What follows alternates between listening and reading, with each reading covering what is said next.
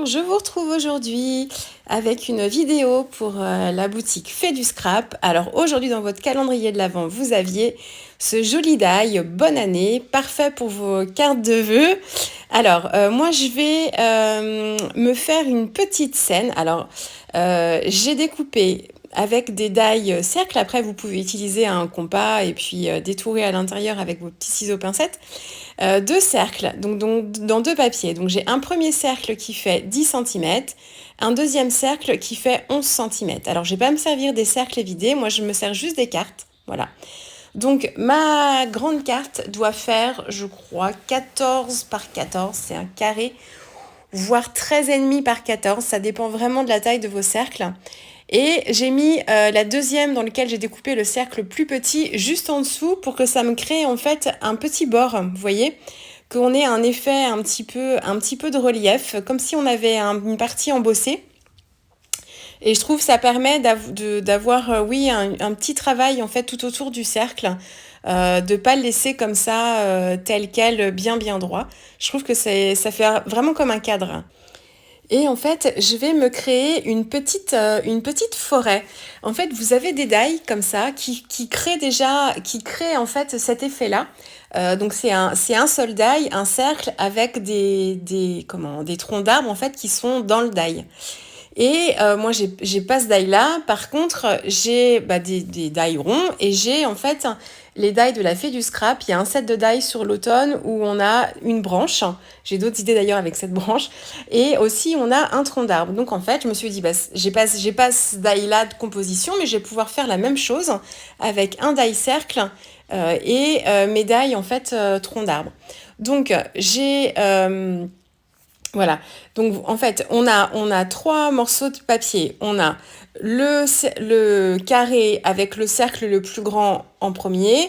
On a juste en dessous un autre carré avec le cercle le plus petit. Et on a notre fond de carte sur lequel je vais venir travailler justement ma mise en scène. Pour me créer, apporter un peu de couleur et me créer en fait un petit tas on peut dire de la neige si on veut, j'ai pris un papier de la Fée du Scrap de la collection Un air glacial et je l'ai déchiré et voilà, je vais le positionner comme ça pour avoir une petite colline. Et ensuite, j'ai placé mes trois troncs d'arbres là. Je les ai placés de manière à faire une composition. Et donc j'en mets deux à droite, deux plutôt à droite et un à gauche pour me permettre de laisser la place à mon petit sujet. Donc là, c'est un tampon aussi fait du scrap, c'est la planche Doudou. Et j'ai choisi d'utiliser ce petit renne. On est raccord avec le thème hivernal de ma petite forêt là. J'ai hésité avec l'ours. Et puis l'ours, je l'avais déjà travaillé dans une autre page. Donc j'ai eu envie de changer un petit peu. C'est pour ça que j'ai choisi le renne, mais ça se prête bien aussi. Donc là, je travaille avec la palette Complexion parce qu'elle a des teintes de marron qui sont intéressantes. Il y a des petites teintes aussi un peu plus noisettes que je trouvais sympa aussi pour coloriser ce petit renne. Donc voilà, donc j'essaye de faire un petit mélange dilué pour travailler la partie basse du visage. Un mélange un peu moins dilué pour travailler un petit peu les joues. Et puis pour le haut de la tête, je fais les bois en fait plus foncés. Donc j'applique un premier aplat de couleur assez clair. Et ensuite je viens intensifier au niveau des bois au fur et à mesure. Et je descends comme si je faisais un V en fait pour suivre un petit peu le motif du tampon. Et avoir quelque chose de plus clair en fait en se rapprochant de la pointe du museau là ou du nez. Donc voilà, ensuite je travaille avec la palette The Classics, je prends le rouge de la palette et je le mélange un petit peu avec un peu de noir ou un peu de marron, je sais plus ce que j'ai fait. J'ai dû mettre le marron pour commencer, pour intensifier mon rouge qui soit un petit peu plus bordeux que rouge, rouge un petit peu trop... Je voulais pas quelque chose de vif, je voulais quelque chose de plus foncé. Donc voilà, et là je vais travailler plusieurs couches pour intensifier, vraiment avoir un rouge très sombre. Donc j'applique une première couche. Bon là le motif est assez petit, donc travailler les ombres, si vous y arrivez, c'est très bien. Moi je m'y suis pas attardée. Donc voilà, et j'ai travaillé le col roulé du renne un petit peu plus foncé encore, donc j'ai dû mettre encore une autre couche. Voilà, je reviens.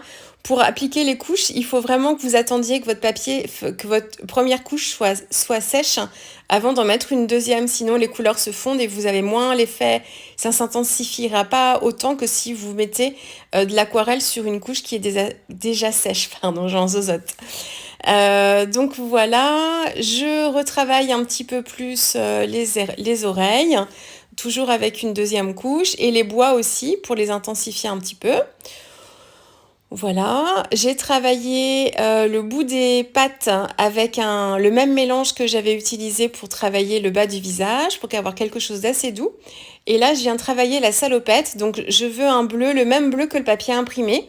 Donc je viens mélanger le bleu foncé de la palette The Classics avec un peu de gris aussi, de la même palette. Et j'essaye de voir quel dosage il me faut d'une couleur et de l'autre couleur pour arriver au même bleu que mon papier. C'est l'avantage des aquarelles, c'est qu'avec quelques godets, on arrive à faire nos propres couleurs en fait. Donc on a toujours les couleurs qui sont assorties avec notre papier, contrairement aux encres, aux pâtes avec les encres aquarellables, où on peut faire des mélanges aussi avec les encres aquarellables d'ailleurs. Mais quand on veut faire, mettons, des coups de tampon, avec des couleurs, là on peut pas faire de mélange. Alors que l'aquarelle, du coup, on obtient toutes les couleurs de l'arc-en-ciel. Donc c'est vraiment, ça laisse plein de possibilités.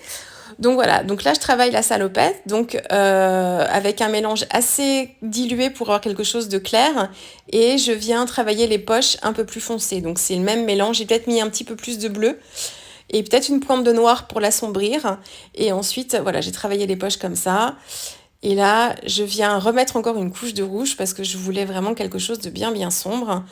En fait, je veux apporter du rouge. J'ai pas beaucoup de rouge dans ma scène à part en fait sur le pull.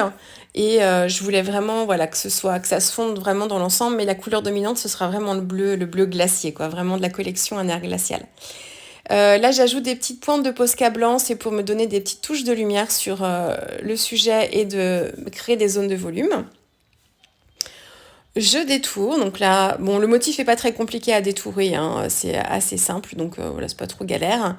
Les ciseaux que j'utilise, ce sont des ciseaux rayeurs. Je n'arrive à détourer qu'avec cela. Vous les avez en boutique à la Fée, normalement. Si le produit est en rupture, je sais que la Fée a du réassort très régulièrement, donc ne vous inquiétez pas.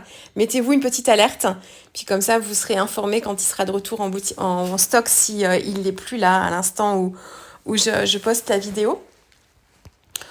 Donc voilà, ensuite, qu'est-ce que je suis partie faire? J'ai pas fait de coupe.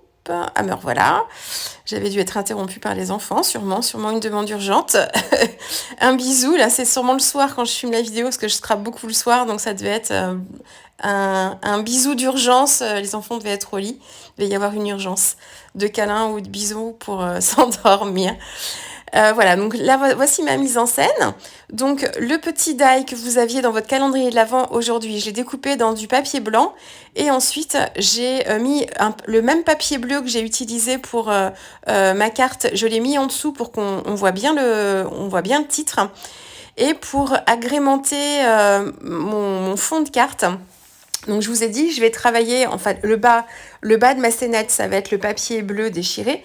Et le haut de ma scénette, j'utilise un pochoir fait du scrap. C'est un pochoir avec il y a plein de petits flocons différents.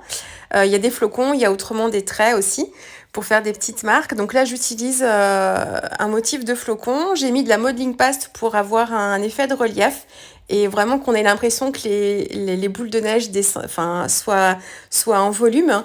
Et voilà, donc ça me permet d'apporter un peu de détails, mais sans trop surcharger ma carte. Je veux vraiment que l'accent soit donné sur mon renne et sur mes troncs d'arbres que je trouve trop beaux. Donc voilà, et j'essaye de voir comment je vais fixer tout ça. Je veux, en fait, le haut de mes troncs d'arbres vont vraiment être cachés sous ma carte. Par contre, je voulais avoir des branches en fait qui soient par-dessus, comme si ça sortait un petit peu. Donc je vais essayer de caser mes troncs. Vous voyez, les branches vont être sur ma carte et le tronc, lui, va passer en dessous. Et j'utilise un petit essuie-tout pour enlever l'excédent de colle.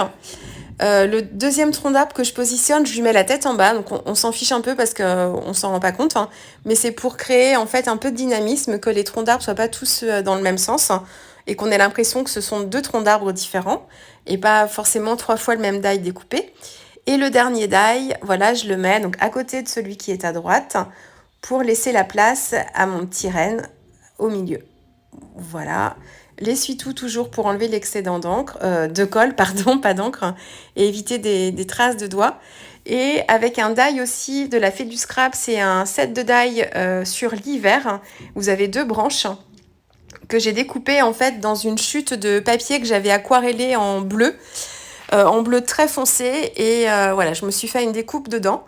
Et ensuite, voilà, donc je l'ai positionné juste derrière le renne. Là, c'est une petite chute de papier à paillettes dorées que j'ai plié en 2 pour me faire un peu comme un ruban que je voilà, viens appliquer juste en bas et je vais coller mon titre par-dessus. Et là, je colle en fait toutes mes cartes. Je ne l'ai pas fait tout de suite parce que je voulais vraiment pouvoir insérer mes troncs d'arbres à la fois en dessous, sous la carte, mais aussi par-dessus. Donc c'est pour ça que je le fais après coup. Alors c'est pas forcément très pratique, mais bon, on y arrive quand même. Et voilà, là je découpe tout le pourtour. Il me manquait un peu de collage, je vais en mettre après. Voilà, donc là ma corde est bien, elle est bien rigide, elle se tient très très bien. On va pouvoir écrire un petit mot derrière sans problème ensuite. Je mets des petites pinces parce que j'ai quand même pas mal de relief là et de volume et du coup pour que ça adhère bien. Bon, c'est la Tacky Glue que j'utilise donc bon, elle est très efficace donc j'ai aucun problème. J'ai pas de doute sur le fait que tout colle bien, mais il faut vraiment maintenir un petit peu l'ensemble. Voilà, j'ai collé avec de la mousse 3D mon petit morceau de papier imprimé qui vient se glisser sous mon texte. Et je l'ai collé avec de la mousse 3D de chaque côté parce que mon ruban prend déjà du volume. Donc c'est pour bien que mon titre soit bien calé, bien fixé. Et je suis revenue mettre de la colle à Célasique que j'utilise parce que c'est une pointe de stylo colle qui est très très fine. Donc comme ça évite d'en mettre partout. Et voilà ma carte de bonne année. Donc j'espère que ça vous aura plu. Et puis moi je vous dis à très vite avec une prochaine vidéo. Allez, au revoir.